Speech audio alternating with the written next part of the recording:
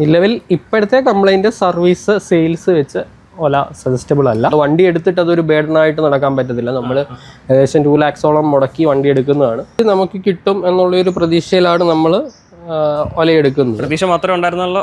അതൊരു പ്രതീക്ഷ മാത്രമായിരുന്നു. സർവീസ് ഒലയുടെ ഭാഗത്തുനിന്ന് തീരെ കൊള്ളത്തില്ല. സർവീസ് സെയിൽസ് ആൻഡ് സർവീസും കൊള്ളത്തില്ല, ആഫ്റ്റർ സെയിൽസ് സർവീസും കൊള്ളത്തില്ല. ഈ വണ്ടി ഉപയോഗിക്കുന്ന സമയത്ത് തന്നെ എനിക്ക് സ്കൂട്ടർ ഉണ്ടായിരുന്നു. ഈ സ്കൂട്ടർ കൊടുത്തിട്ടാണ് ഇത് എടുക്കുന്നത്. വേറെ വണ്ടി ഇല്ലാതിരിക്കുകയാണ്. എന്താണ് കംപ്ലൈന്റ് എന്ന് അറിയത്തില്ല. ഇതിന് സൗണ്ട് കേൾക്കുന്നുണ്ട്, പക്ഷെ ഇവർക്കൊന്നും അറിയത്തില്ല. നമുക്ക് ഇതുവരെ സർവീസ് ചെയ്ത് തന്നിട്ടില്ല. അതായത് 1 കിലോമീറ്റർ ഓടുന്നതിന് 1% ചാർജ് കുറഞ്ഞുകൊണ്ടിരിക്കും. ഇതുകൊണ്ട് ഒരു ലോങ് പോകാനുള്ള ഒരു അവസ്ഥ ഇല്ല. അതിന് പോകാനുള്ള ഒരു ധൈര്യം നമുക്ക് ഇല്ല.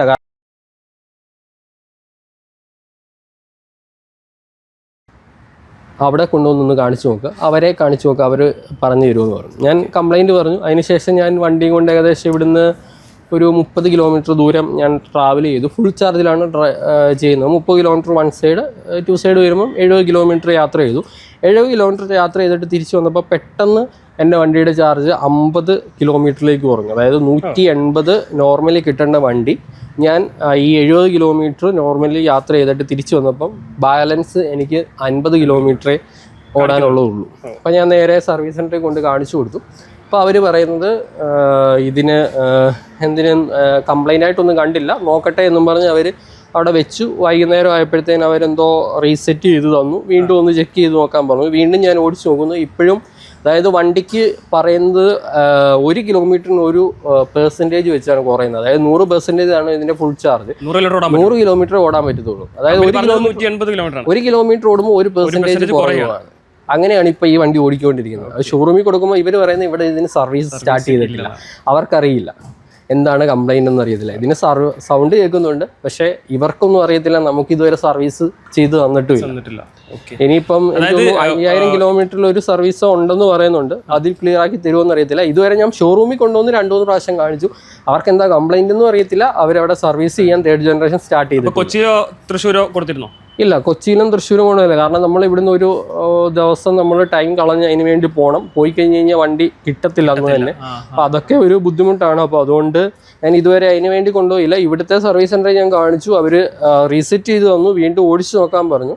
ഞാൻ വീണ്ടും ഓടിച്ചു നോക്കുന്നുണ്ട്. എനിക്കിങ്ങനെ കുറയുന്നുണ്ട്, പക്ഷെ ഞാൻ ലോങ് പോയിട്ടില്ല. അപ്പോൾ അതുകൊണ്ട് തന്നെ ദൂരം ഓടിച്ചു നോക്കിയാലേ അതിന് എക്സാക്റ്റ് നമുക്ക് അറിയാൻ പറ്റത്തുള്ളൂ.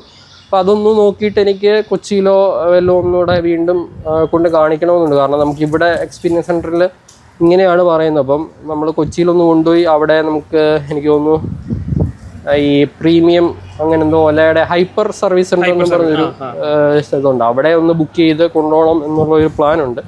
അവിടെയെങ്കിലും കൊണ്ടുപോയാൽ നമുക്കിത് റെക്ടിഫൈ ചെയ്ത് തരുമോ പ്രതീക്ഷയിലാണ്. അതിലെനിക്ക് വലിയ പ്രതീക്ഷയല്ല, പക്ഷെ അവിടെ കൊണ്ടുപോയി കാണിക്കാം എന്ന് ഓർത്തു. കാരണം ഇനിയും ഇവിടെ കാണിച്ചിട്ട് കാര്യമില്ല. അവർക്കത് എന്താ കംപ്ലൈന്റ് എന്ന് കണ്ടുപിടിക്കാൻ പറ്റിയിട്ടില്ല. ഇത് ഓതറൈസ്ഡ് ഡീലർഷിപ്പ് തന്നെയല്ലേ ഇവിടുത്തെ? അതെ. ഒലയ്ക്ക് ഡീലർഷിപ്പ് ആയിട്ടല്ല, ഒലയെല്ലാം ഡയറക്റ്റ് എക്സ്പീരിയൻസ് സെന്റർ ആണ്, ഡയറക്റ്റ് ഷോറൂമാണ്. അപ്പൊ ഇവിടെ ഷോറൂമിൽ ഇതുവരെ ഇതിന് സർവീസ് സ്റ്റാർട്ട് ചെയ്തില്ല എന്ന് പറയുമ്പോൾ അത് എങ്ങനെയാണ് ഒല ഒരു വണ്ടിയുടെ സെയിൽസും സർവീസും ഹാൻഡിൽ ചെയ്യുന്നത് നമുക്കറിയാം. S1 പ്രോയ്ക്ക് ഉണ്ടോ സർവീസും? ഉണ്ട്. പഴയ വണ്ടിക്ക് സർവീസും കാര്യങ്ങളും എല്ലാം ഉണ്ടായിരുന്നു. അത് ഞാൻ പറഞ്ഞത്, ഞാൻ ഇതുവരെ ഷോറൂമിൽ അതിന് വേണ്ടി വന്നിട്ടില്ല. ആകെപ്പാടെ അതിന്റെ ഒരു മിറർ എന്തോ മാറാൻ വേണ്ടി മാത്രമേ പോയിട്ടുള്ളൂ. മറ്റ് കസ്റ്റമേഴ്സിന്റെ അടുത്തൊക്കെ സംസാരിച്ചിരുന്നോ? എന്റെ ഫ്രണ്ട്സ് 2-3 പേര് ഫസ്റ്റ് ജനറേഷൻ യൂസ് ചെയ്യുന്നുണ്ട്. അവർക്കൊക്കെ കംപ്ലൈന്റ്, ബാറ്ററി ഒക്കെ ഇഷ്യൂ വന്നപ്പോഴൊക്കെ അവർ കൊണ്ടുകൊടുത്ത് ഡിലേ എടുക്കുന്നുണ്ട്. എന്നാലും അവർക്ക് സംഭവം മാറിക്കൊടുത്തിരുന്നു. ഡിലേ വന്നിരുന്നു. ഏകദേശം ഈ റീസെൻ്റ്ലി ഫസ്റ്റ് ജനറേഷൻ്റെ ഒരു ബാറ്ററി മാറിയിരുന്നു എൻ്റെ ഒരു ഫ്രണ്ടിൻ്റെ. അവന് ഏകദേശം മാർച്ച് ലാസ്റ്റ് കൊണ്ടു കൊടുത്തിട്ട് ഈ മെയിലിൽ ആണ് അവന് വണ്ടി തിരിച്ച് കിട്ടുന്നത്. ഏകദേശം 1 മാസത്തോളം അവന് ബാറ്ററി എടുക്കാൻ വേണ്ടി വെയിറ്റ് ചെയ്തു. പക്ഷേ ബാറ്ററി കമ്പനി മാറ്റി കൊടുത്തു. 1 മാസത്തിന് ശേഷം ബാറ്ററി മാറ്റി അവന് വണ്ടി കൊടുത്തു.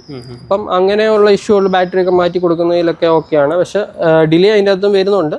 1 മാസം വണ്ടി വെയിറ്റ് ചെയ്യിക്കേണ്ടി വന്നു. 1 മാസം? അതെ, വണ്ടിയുടെ ബാറ്ററി മാറുന്നതിന് 1 മാസം വെയിറ്റ് ചെയ്യേണ്ടി വന്നു. അവന് ഏപ്രിൽ 1st മാർച്ച് ലാസ്റ്റോ ആണ് വണ്ടി കൊടുക്കുന്നത്.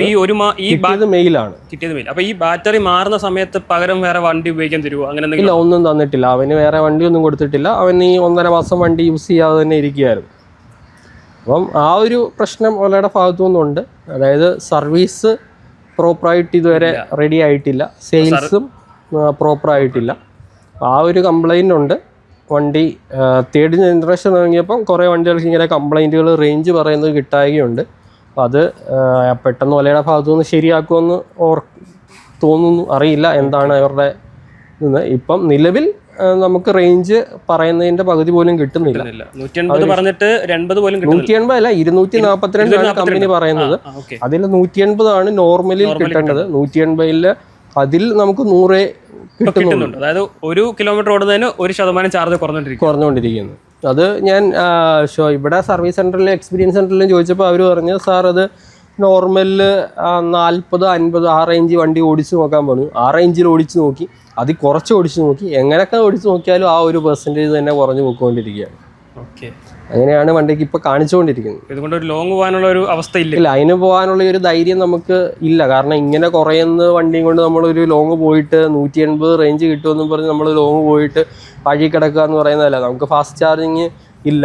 ആകെപ്പാടെ നമുക്ക് ഫാസ്റ്റ് ചാർജിങ് ഹൊലയുടെ ഹൈപ്പർ ചാർജർ തൃശ്ശൂർ, എറണാകുളം രണ്ടിടത്തേ ഉള്ളൂ. നമ്മൾ ലോങ് പോകുമ്പോൾ നമുക്ക് ഹൈപ്പർ ചാർജ് ഇല്ല, നോർമൽ ചാർജ് വെച്ച് നമുക്ക് അങ്ങനെ വിശ്വസിച്ച് പോകാൻ പറ്റില്ല. അപ്പം ഈ ഒരു റേഞ്ചിൻ്റെ ഇഷ്യൂ എന്താണെന്ന് വെച്ച് അവർ പരിഹരിച്ച് തന്നാലേ നമുക്കത് വിശ്വസിച്ച് വണ്ടി കൊണ്ടുപോകാം. പക്ഷേ ഇതിലും വിശ്വാസത്തിൽ എനിക്ക് ഫസ്റ്റ് ജനറേഷൻ കൊണ്ടുപോകാം. ഫസ്റ്റ് ജനറേഷൻ കൊണ്ട് ഞാൻ പോയി കഴിഞ്ഞാൽ എനിക്ക് വഴി കിടക്കില്ല എന്നറിയാം. നമുക്ക് കമ്പനി പറഞ്ഞ് ആ റേഞ്ച് കിട്ടുന്നുണ്ട്, അതുകൊണ്ട് നമുക്ക് എത്ര പോകാമെന്നറിയാം. പക്ഷേ ഇതിൽ കമ്പനി പറയുന്നത് നമുക്ക് കിട്ടാത്തതുകൊണ്ട് ഒരു വിശ്വാസത്തിൽ പോകാൻ പറ്റത്തില്ല. നമുക്ക് 1 കിലോമീറ്ററിന് 1% വെച്ച് കുറയുമ്പോൾ നമുക്ക് അങ്ങനെ ആ ഒരു വിശ്വാസത്തിൽ 50 കിലോമീറ്റർ പോകാനേ പറ്റുള്ളൂ.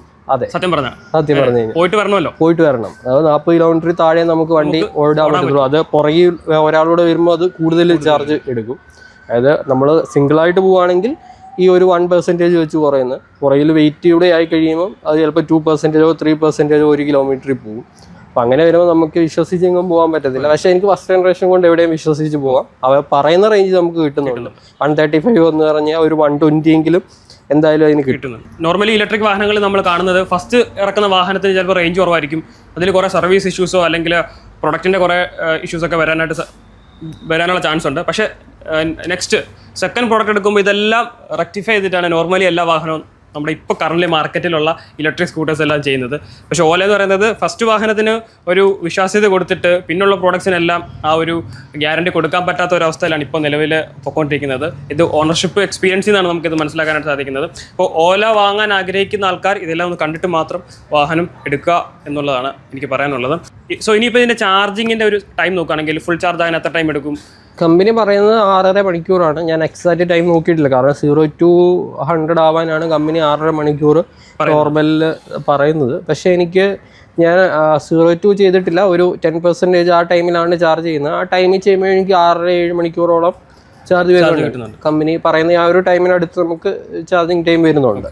S1 പ്രോയ്ക്ക് നിലവിൽ ഹാപ്പി കസ്റ്റമറാണ്. സജസ്റ്റ് ചെയ്യും. ഓക്കെ, S1 Pro 3rd ജനറേഷനിലേക്ക് വരും. 3rd ജനറേഷൻ ഞാൻ സജസ്റ്റ് ചെയ്യില്ല. ഞാനത് ഒഫീഷ്യലി ഓലയുടെ കസ്റ്റമർ പേജിലെല്ലാം ഞാൻ അവരുടെ പേജിൽ മെസ്സേജ് ചെയ്തതാണ്. അതുപോലെ ഓലയുടെ സർവീസ് സെൻറ്ററിലും ഞാൻ പറഞ്ഞതാണ്, ഞാനിത് ആരെയും സജസ്റ്റ് ചെയ്യില്ല എന്ന് പറഞ്ഞതാണ്. കാരണം ഓലയുടെ ഭാഗത്തുനിന്ന് സെയിൽസ് കഴിഞ്ഞതിന് ശേഷം കസ്റ്റമർ ഹാപ്പിയാണോ, അതേ വണ്ടിക്ക് എന്തെങ്കിലും സാധാരണ വണ്ടി ഡെലിവറി ചെയ്ത് കഴിഞ്ഞ് കഴിഞ്ഞാൽ കസ്റ്റമർ ഹാപ്പിയാണോ, അല്ലെങ്കിൽ വണ്ടിക്ക് എന്തെങ്കിലും പോരായ്ക ഉണ്ടോ എന്ന് കമ്പനിയുടെ ഭാഗത്തു നിന്ന് ഒരു റിവ്യൂ ചോദിക്കുമെങ്കിൽ. നോർമലി എല്ലായിടത്തും അങ്ങനെ വിളിക്കാറുണ്ട്, ഡീലർഷിപ്പിൽ നിന്ന് വിളിക്കാറുണ്ട്, അത് കമ്പനിയുടെ ഹെഡ് ഓഫീസിൽ നിന്ന് വിളിക്കാറുണ്ട്. ഹാപ്പിയാണോ, എന്തെങ്കിലും കംപ്ലൈൻസ് ഉണ്ടോ ചോദിക്കാറുണ്ട്. എനിക്ക് അങ്ങനെ ഒരു കോളും വന്നിട്ടില്ല, ഒരു മെയിലും വന്നിട്ടില്ല ഓലയുടെ ഭാഗത്തു നിന്ന്. ഇപ്പോഴും ഇതിൻ്റെ രജിസ്ട്രേഷൻ്റെ പ്രോസസ്സുകളും വണ്ടിയുടെ പ്രോസസ്സുകൾ ഇപ്പോഴും കംപ്ലീറ്റ് ചെയ്തതായിട്ട് എനിക്ക് തോന്നുന്നില്ല. ഇപ്പോഴും എനിക്ക് വണ്ടിയുടെ എക്സ്റ്റൻഡ് വാറണ്ടിയുടെ പേപ്പേഴ്സോ കാര്യങ്ങളോ ഒന്നും ഇതുവരെ എനിക്ക് കിട്ടിയിട്ടില്ല. ഇപ്പോഴും അത് സ്റ്റിൽ പെൻഡിങ് ആണ്. അപ്പം ഓലയുടെ ഭാഗത്തു നിന്ന് എന്തുകൊണ്ട് ഇങ്ങനെ ഡിലേയും ഇഷ്യൂസും വരുന്നു എന്നറിയില്ല. കാരണം ഇതൊരു വാഹന കമ്പനി എന്നതിനേക്കാൾ കൂടുതലൊരു ടെക് കമ്പനിയാണ് ഓല. അപ്പോൾ ആ ഒരു കമ്പനിക്ക് എന്തുകൊണ്ട് ഇതൊക്കെ പ്രോപ്പറായിട്ട് ചെയ്യാൻ പറ്റുന്നില്ല? ഒരു ടെക് കമ്പനിക്ക് കൂടുതലും കസ്റ്റമറുടെ എക്സ്പീരിയൻസ് അല്ലെങ്കിൽ കസ്റ്റമറിൻ്റെ കംപ്ലൈൻറ്റ് കാര്യങ്ങളെല്ലാം പ്രോപ്പർ വേയിൽ ഐഡൻറ്റിഫൈ ചെയ്യാനും അതിന് വേണ്ട റെസ്പോൺസ് ചെയ്യാനും ഒരു കമ്പനിക്ക് പറ്റും. സെയിൽസിനേക്കാൾ കൂടുതൽ അവർക്കത് ചെയ്യാൻ പറ്റും. അപ്പോൾ അത് അവരിതുവരെ ചെയ്ത് തന്നിട്ടില്ല. ഒരു റിവ്യൂ ചോദിക്കലോ അല്ലെങ്കിൽ വണ്ടി കംപ്ലൈൻ്റ് ഉണ്ടോ, സാറ് ഹാപ്പിയാണോ, അങ്ങനെ ഒരു കാര്യവും ഓലയുടെ ഭാഗത്തുനിന്ന് ത്രൂ മെയിലിലോ കോളിലോ ഒന്നും വന്നിട്ടില്ല.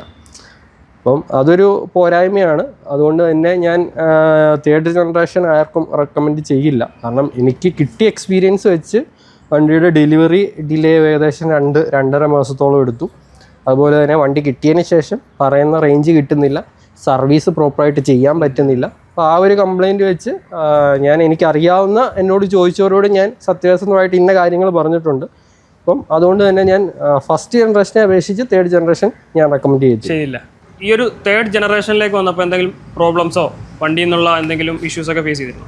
വണ്ടിയിൽ നിന്നുള്ള ഇഷ്യൂസ് എന്ന് പറഞ്ഞു കഴിഞ്ഞാൽ ഫസ്റ്റ് ജനറേഷനെ അപേക്ഷിച്ച് ഇതിനകത്ത് മാറ്റം വന്നിരിക്കുന്നതെന്ന് പറഞ്ഞു കഴിഞ്ഞാൽ വണ്ടിക്ക് ഷേപ്പിൽ ചേഞ്ചസ് ഒന്നുമില്ല. മാറ്റം വന്നത് ഇതിൻ്റെ മോട്ടർ ചേഞ്ച് ചെയ്തു, ബാറ്ററി പാക്ക് ചേഞ്ച് ചെയ്തു, ബെൽറ്റ് ഡ്രൈവ് എന്നുള്ളത് ചെയിൻ ഡ്രൈവിലേക്ക് മാറ്റി. ഇത്രയാണ് വണ്ടി മെയിൻലി ചേഞ്ചസ് വരുത്തി. അതിൻ്റെ കൂടെ അഡീഷണൽ ആയിട്ട് ABS വന്നു, ബ്രേക്ക് ബൈ വയർ എന്നും പറഞ്ഞൊരു ടെക്നോളജി വന്നു. അങ്ങനെ 2-3 കാര്യങ്ങളാണ് ഇതിനകത്ത് വണ്ടി അപ്ഗ്രേഡേഷൻ നടത്തിയത്. അപ്പം അതിനകത്ത് മോട്ടറാണോ ചെയിനാണോ ഇഷ്യൂ എന്നെനിക്കറിയില്ല. ഒരു സൗണ്ട് നോയ്സ് എനിക്ക് കേൾക്കുന്നുണ്ട്. ഫസ്റ്റ് വണ്ടി നമ്മൾ ഉപയോഗിക്കുമ്പോൾ റോഡിൽ കൂടെ പോകുമ്പം ആർക്കും അറിയില്ല, വണ്ടിക്ക് സൗണ്ട് ഉണ്ടാകത്തില്ല. നമ്മൾ ഓല ഇൻബിൽട്ടായിട്ട് വന്ന സ്പീക്കർ വഴിയാണ് നമ്മൾ സൗണ്ട് ഇട്ടുകൊണ്ടിരുന്നത്. അപ്പം ഇതിന് വല്ലാണ്ട് നോയ്സ് അനുഭവപ്പെടുന്നുണ്ട്. സ്പീക്കർ ഇടേണ്ട ആവശ്യമില്ല, അല്ലാതെ തന്നെ വല്ലാണ്ട് വണ്ടിക്ക് നോയ്സ് വരുന്നുണ്ട്.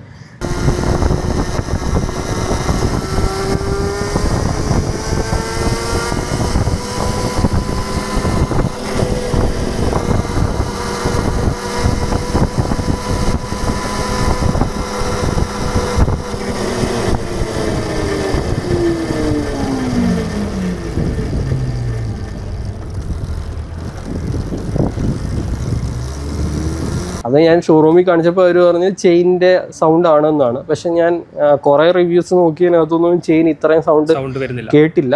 ഞാൻ വേറെ വണ്ടി എക്സ്പീരിയൻസ് ചെയ്യാൻ വേണ്ടി എക്സ്പീരിയൻസ് സെൻ്ററിൽ ചെന്ന് കഴിഞ്ഞാൽ നമുക്ക് വണ്ടി കിട്ടുന്നില്ല. ഇപ്പോഴും ടെസ്റ്റ് ഡ്രൈവ് വണ്ടി ഇതുവരെ കിട്ടിയിട്ടില്ല. വേറെ ആർക്കും കിട്ടിയതായിട്ട് എനിക്കറിയത്തില്ല. അത് ആരുടെയും ഈ തേർഡ് ജനറേഷൻ ആരുടെയും എക്സ്പീരിയൻസ് ചെയ്ത് കണ്ടിട്ടില്ല. പക്ഷേ വീഡിയോസൊക്കെ നോക്കിയതിനകത്തും ഇങ്ങനെ ഒരു സൗണ്ടിൻ്റെ ഇഷ്യൂ കണ്ടിട്ടില്ല. അതേപോലെ ബ്രേക്ക് പിടിക്കുന്ന ടൈമിലും ഒരു സൗണ്ട് നമുക്ക് ഫീൽ ചെയ്യുന്നുണ്ട്. അതുപോലെ വണ്ടി ഒരു ഒരേന്ന ഒരു ഫീലിങ്സ് നമുക്ക് വരുന്നുണ്ട്. ചെയിൻ്റെ അല്ലാതെ എന്തോ ഒരയുന്നതായിട്ട് നമുക്ക് ഫീൽ ചെയ്യുന്നുണ്ട്. പക്ഷെ അത് ഇവിടെ സർവീസ് സെൻ്ററിൽ പറയുമ്പോൾ അവർക്കത് എന്താണെന്ന് ഐഡൻറ്റിഫൈ ചെയ്യാൻ പറ്റുന്നില്ല. അവരത് ചെയിൻ്റേതാണ് എന്നാണ് പറയുന്നത്. അപ്പോൾ ഇവിടെ സർവീസ് ഇല്ലാത്തതുകൊണ്ട് തന്നെ അവർക്ക് ഇതിനെക്കുറിച്ച് പ്രോപ്പറായിട്ട് അറിയണമെന്നില്ല. അപ്പം അത് കിട്ടുന്ന ഒരു സ്ഥലത്ത് നമ്മൾ എത്തിച്ചാലേ അതിൻ്റെ പ്രോപ്പർ എന്താണ് ജെന്യുവിനായിട്ടുള്ള ഇഷ്യൂ എന്ന് അറിയാൻ പറ്റത്തുള്ളൂ. അപ്പോൾ അതിന് വേണ്ടി വെയിറ്റ് ചെയ്യുന്നു. നിലവിൽ ഈ വണ്ടിയുടെ നമ്പറോ ഓണറിൻ്റെ ഫേസോ നമ്മൾ റിവീൽ ചെയ്യില്ല. ബിക്കോസ് ഇത് ഓൾറെഡി ഇതിൻ്റെ സർവീസിൻ്റെ ആ ഒരു പ്രോബ്ലം കാരണം ഇത് ഓൾറെഡി സർവീസിനുള്ള ടിക്കറ്റ് റേസ് ചെയ്തിട്ടിരിക്കുകയാണ്. സോ അതുകൊണ്ട് തന്നെ യാതൊരുവിധ വണ്ടിയുടെ ഡീറ്റെയിൽസ് നമ്മൾ ഷെയർ ചെയ്യില്ല. ബിക്കോസ് അതിൻ്റെ ഒരു ഫ്യൂച്ചർ ആസ്പെക്റ്റ് നോക്കിയിട്ടാണ് അത് ചെയ്യാത്തത്. ചിലപ്പോൾ നിങ്ങൾ വിചാരിക്കും ഇത് ഫേക്കായിട്ടുള്ള ഒരു സംഭവമാണ്. ബട്ട് 2 ഓല ഓൺ ചെയ്യുന്ന ഒരു ഓണറിൻ്റെ എക്സ്പീരിയൻസ് ആണ് നമ്മൾ ഷെയർ ചെയ്തിരിക്കുന്നത്. അപ്പോൾ നിങ്ങൾ ഓല വാങ്ങാൻ പോകുന്നുണ്ടെങ്കിൽ, ഒരു ഓല സ്കൂട്ടർ, ഇലക്ട്രിക് സ്കൂട്ടർ ഓൺ ചെയ്യാൻ പോകുന്നുണ്ടെങ്കിൽ തീർച്ചയായിട്ടും ഇങ്ങനത്തെ റിവ്യൂസ് നിങ്ങൾ ഓണർഷിപ്പ് റിവ്യൂസ് നോക്കുക. പലർക്കും പല എക്സ്പീരിയൻസ് ആണ് ഉള്ളത്. നിലവിലത്തെ കസ്റ്റമർ Gen 1 S1 Proയിൽ ഹാപ്പിയാണ്. എന്നാൽ ചില ആൾക്കാർ Gen 1 S1 Proയിൽ ഹാപ്പി അല്ലാത്ത കസ്റ്റമേഴ്സ് ഉണ്ട്. അപ്പോൾ തീർച്ചയായിട്ടും നിങ്ങൾ ഒരു പ്രോപ്പറായിട്ടുള്ള ഒരു റിവ്യൂ അല്ലെങ്കിൽ പ്രോപ്പറായിട്ടുള്ള എക്സ്പീരിയൻസ് അന്വേഷിച്ചിട്ട് മാത്രം നിങ്ങൾ വാഹനത്തിലേക്ക് പോവുക. ഓൾമോസ്റ്റ് 2 ലക്ഷം രൂപയ്ക്ക് അടുത്താണ് നിങ്ങളുടെ ഇൻവെസ്റ്റ്മെൻറ്റ് വരുന്നത്. ഇൻവെസ്റ്റ്മെൻറ്റ് ചെയ്തിട്ട് തലവേദന ആവുകയാണെങ്കിൽ അതിൽ യാതൊരു അർത്ഥവുമില്ല, എന്നും ഒരു ബേഡനായിട്ട് നമ്മുടെ തലയിൽ നിൽക്കത്തേ ഉള്ളൂ. സോ അതുകൊണ്ട് ഇങ്ങനെയുള്ള ഓണർഷിപ്പ് എക്സ്പീരിയൻസ് നിങ്ങൾ അന്വേഷിച്ചിട്ട് മാത്രം ഓലയിലേക്ക് പോവുക. സോ നിലവിൽ ഓല സജസ്റ്റബിൾ ആണോ അല്ലയോ? നിലവിൽ ഇപ്പോഴത്തെ കംപ്ലൈൻറ്റ് സർവീസ് സെയിൽസ് വെച്ച് ഓല സജസ്റ്റബിൾ അല്ല. അവരെ അത് ബെറ്റർ ആക്കും എന്ന് പ്രതീക്ഷിക്കുന്നു. ആക്കി കഴിഞ്ഞ് കഴിഞ്ഞാൽ ഈ ഒരു പ്രൈസ് റേഞ്ചിൽ ഈ ഒരു റേഞ്ച് കിട്ടുന്ന വണ്ടി നല്ലത് തന്നെയാണ്. പക്ഷെ വേറെ വണ്ടി ആ ഒരു പ്രൈസ് റേഞ്ചിലോ ആ ഒരു വണ്ടിയുടെ റേഞ്ചിലോ കിട്ടാനില്ല. അവരുടെ സെയിൽസും അതുപോലെ സർവീസും ബെറ്റർ ആക്കിയെങ്കിൽ മാത്രമേ വണ്ടി കസ്റ്റമേഴ്സിന് യൂസ് ചെയ്യാൻ പറ്റത്തുള്ളൂ. കാരണം നമ്മൾ വണ്ടി എടുത്തിട്ട് അതൊരു ബേഡനായിട്ട് നടക്കാൻ പറ്റത്തില്ല. നമ്മൾ ഏകദേശം 2 lakhs-ഓളം മുടക്കി വണ്ടി എടുക്കുന്നതാണ്. അപ്പോൾ അതുകൊണ്ട് തന്നെ വണ്ടി പ്രോപ്പറായിട്ടുള്ള സർവീസും സെയിൽസും ഒലയുടെ ഭാഗത്തു നിന്ന് ക്ലിയർ ആക്കുന്നിടം വരെ അത് വെയിറ്റ് ചെയ്യേണ്ടി വരും. അല്ലെങ്കിൽ വേറൊരു വണ്ടിക്ക് വേണ്ടി ആൾക്കാർ നോക്കേണ്ടി വരും. എന്തുകൊണ്ടാണ് മറ്റുള്ള ബ്രാൻഡ്സിൽ നിന്നും ഓലയിലേക്ക് എല്ലാവരും പോകുന്നതെന്നൊരു ഡൗട്ട് വരും. നിലവിൽ ഓല ഓഫർ ചെയ്യുന്നത് പ്രോമിസിംഗ് അല്ല, ഓല ഓഫർ ചെയ്യുന്ന റേഞ്ചും പ്രൈസും ഒരു ബാറ്ററി കപ്പാസിറ്റിയും വേറെ ആരും ഓഫർ ചെയ്യുന്നില്ല. അത് ഓഫർ ചെയ്യാത്തത് വേറെ ഒന്നും കൊണ്ടല്ല, ഓല ജസ്റ്റ് ഒരു ഗിമ്മിക്ക് പോലെ ഓഫർ ചെയ്യുന്നു, റിയൽ ലൈഫിൽ അത് കിട്ടുന്നില്ല. എന്നാൽ മറ്റ് ബ്രാൻഡ്സിലേക്ക് പോകുമ്പോൾ അവർ ഇത്രയും ഓഫർ ചെയ്യുന്നില്ല എങ്കിൽ പോലും അവർ ഓഫർ ചെയ്യുന്നത് കൃത്യമായിട്ട് കിട്ടുന്നുണ്ട്. ഏതറാണെങ്കിലും TVS ആണെങ്കിലും ചേതക്കാണെങ്കിലും മറ്റ് ബ്രാൻഡ്സ് നോക്കുകയാണെങ്കിൽ പോലും അവർ പ്രോമിസ് ചെയ്യുന്ന റേഞ്ച് കറക്റ്റായിട്ട് അവർക്ക് കിട്ടുന്നുണ്ട്. അതാണ് എല്ലാവരും മറ്റുള്ള ബ്രാൻഡ്സിനെ വിട്ടിട്ട് ഓലയിലേക്ക് പോകാനായിട്ടുള്ള കാര്യം. ഒരു 1.5 ലക്ഷം രൂപയ്ക്ക് അല്ലെങ്കിൽ 1 ലക്ഷം രൂപയ്ക്ക് 200 കിലോമീറ്റർ റേഞ്ച് കിട്ടുമെന്ന് പറയുമ്പോൾ ആൾക്കാർ അവർ മാർക്കറ്റിംഗ് ടാറ്റിക്സിൽ വീണ് പോവുകയാണ്. എന്നാൽ റിയൽ ലൈഫിലേക്ക് വരുമ്പോൾ എന്താണ് സത്യാവസ്ഥ എന്നുള്ളത് അത് മേടിച്ച ആൾക്കാരോട് ചോദിച്ചാൽ മാത്രമേ അറിയുള്ളൂ. സോ നിലവിലത്തെ ഒരു അവസ്ഥയിൽ നിലവിലത്തെ ഈ ഒരു സിറ്റുവേഷനിൽ ഈ ഒരു ഓണറിന് ഒരിക്കലും ഓല സജസ്റ്റ് ചെയ്യാൻ പറ്റില്ല. നിങ്ങൾ ഓലയുടെ സ്കൂട്ടർ ഓൺ ചെയ്യുന്നുണ്ടെങ്കിൽ നിങ്ങൾക്ക് ഫേസ് ചെയ്ത എക്സ്പീരിയൻസ് അത് നല്ലതാണെങ്കിലും ചീത്തയാണെങ്കിലും നിങ്ങൾ കമൻറ്റ് ഡൗൺ ചെയ്യുക. ഈ ഒരു വാഹനം വാങ്ങാൻ പോകുന്ന ആൾക്കാർക്ക് ഉപകാരപ്പെട്ടേക്കും. മറ്റൊരു ദിവസം മറ്റൊരു വാഹനമായിട്ട് കാണാം. Thanks for watching.